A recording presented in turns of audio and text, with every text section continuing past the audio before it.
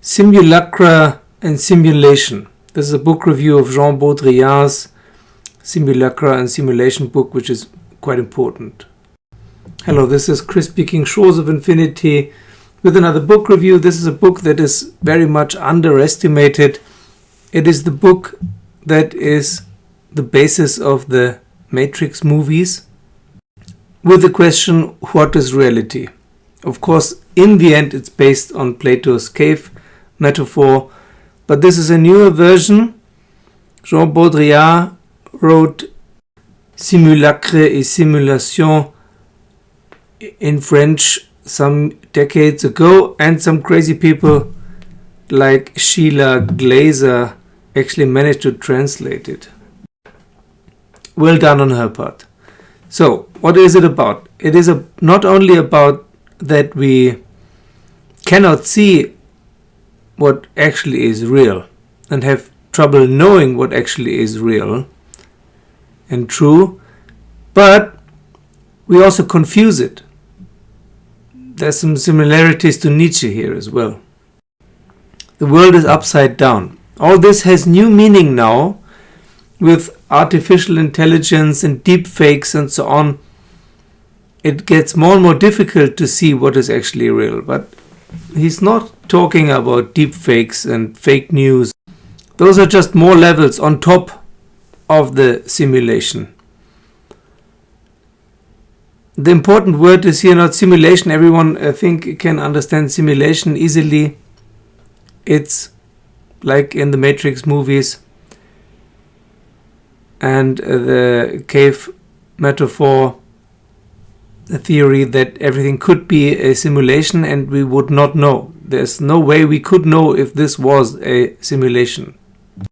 Everyone has agreed on that already, only there are some people who choose to ignore it and some people who choose to not ignore it. The important term, the important word here is simulacra. What is that? It's an image, it's a picture that looks like the real thing. Now, if you have a photo, often we show someone a photo or a picture and say, what is this? And then they have to say, oh, it's a dragon, or it's you and your wife on holiday, or it's a mountain. It's not. It's a picture of a mountain, or a picture of a dragon, or a picture of us on holiday. It's not real.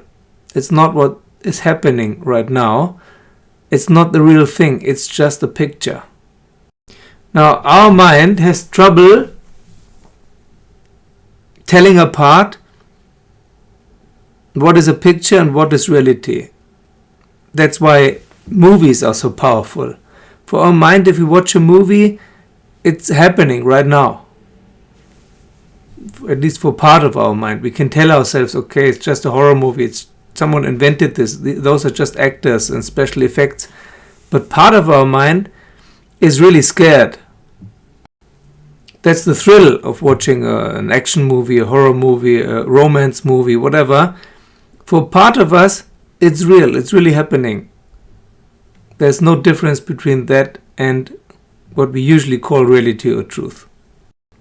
And this is what Jean Baudrillard calls a simulacrum. And the plural is simulacra. If we treat an image like the real thing, it's a simulacrum. Now, in a simulation, everything is a simulacrum. Or the other way around, if we consider more and more simulacra to be real, it becomes a simulation. We create the simulation by believing that simulacra are the real thing.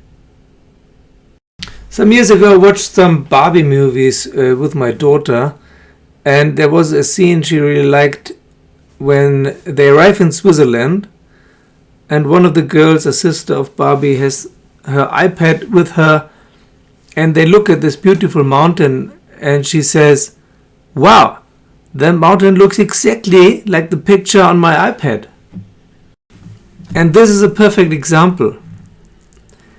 She compares the mountain with a picture on her iPad she had downloaded beforehand with her amazing resolution and retina screen and whatever.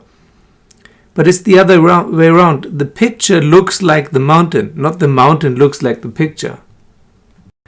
And it's the same with the map and the territory. I made a movie a while ago, a video a while ago about the map is not the territory. That is the same thing. If we look at a map, it's just a map. It's a piece of paper with color on it. Same with money. It's not gold. It's a piece of paper with print on it. It's not the real thing. If you're looking at a map of, let's say, the United States of America or the state Texas, it's a map of the USA or map of Texas. It's not the USA, it's not Texas, it's not a country. And all these lines, these borders you see between the states or the border to Mexico or so, those are not real. Those are just lines on the map that somebody at some point agreed upon or had to agree upon.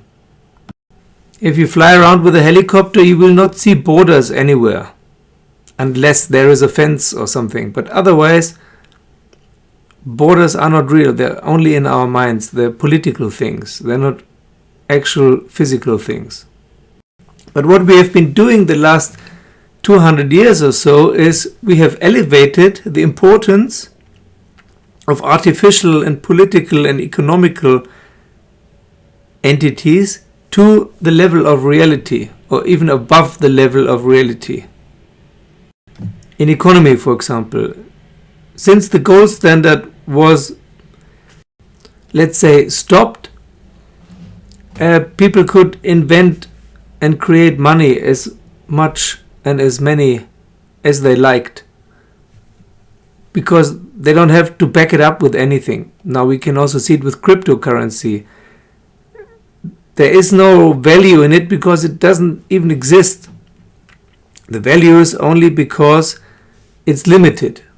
As soon as something is limited, it has value to us nowadays. Another example is the movie industry. There's more and more revealed now by actors, partly actors who don't get any roles anymore, who are fed up with the Hollywood industry, where they say, okay, there are certain rules, and if you don't want to abide by them, for example, if you don't want to be facelifted and liposucked when you're 60 or older, then you might not get a role anymore in any movie. So we just accept that things are becoming more and more fake. I recently watched Top Gun Maverick because I liked Top Gun when I was young. And how old is Tom Cruise now? 60, almost 61. And he looks like 47. And that doesn't seem to bother anyone. There's this cult now of staying young, of at least looking young. That's enough. Or all these people who say fake it until you make it in any part of our society. It's just pretense. And that the collective accepts this is an example of simulacra and simulation. We create the simulation by accepting simulacra as real, or at least as acceptable, as okay, as normal.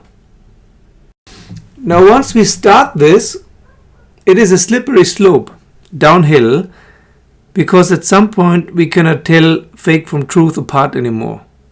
Our mind is confused.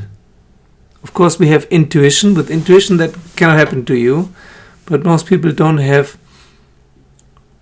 permanent access to their intuition. The same goes with news, of course. We have seen the last 3 years, no one knows anymore what's true, because it's not reported anymore what is happening. It's reported what is, let's say, beneficial or opportunistic for those who own the news stations. If you claim bullshit enough times, people will start to believe it. It's the old trick of repetition. Repetition is the main tool of Maya to create a reality that seems consistent. Now, not only the universe in the form of Maya does this to us, now we're doing it to ourselves, to each other and to ourselves. On top of that, we're creating more and more new levels of fakeness. Thus, we have to invent terms like deep fake because it's even faker. It's not even a simulacrum, it's a simulacrum of a simulacrum. And this can go on and on and on and on. Like if you're standing in a room with two mirrors, you can see the mirrors going on into infinity in the back. And Jean Baudrillard explains this very well. So this is a recommendable book. It's not super easy to read, but also not super difficult. And the way things are going now, I think is worth reading. There might be a second part to this video. This was just the preliminary explanation, the introduction.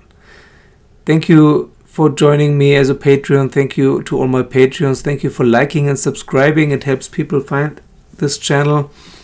And see you soon.